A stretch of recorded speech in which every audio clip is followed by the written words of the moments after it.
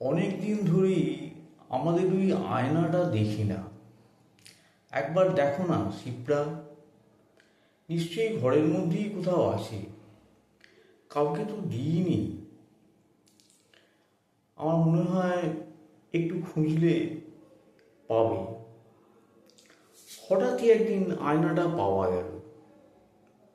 কি অপূর্ব আয়না! অসীম তো আনন্দে আত্মহারা। আয়নাটা হাতে নিয়ে বলল যে দেখো দেখো কি অপূর্ব সুন্দর কাজ চারিদিকটা। আয়নার চারধারে হাতির দাঁতের কাজ, অপূর্ব। কিন্তু আয়নাটায় অনেক ধুলো জমেছে, অস্বচ্ছ। তা শিপ্রা হঠাৎই আয়নাটা নিয়ে ধুলো মুছে দিল, স্বচ্ছ হয়ে গেল। অসীম বলল, এ কী করলে? তুমি এটাকে স্বচ্ছ করে দিলে। আমি যে স্বচ্ছতা একদম সহ্য করতে পারি না।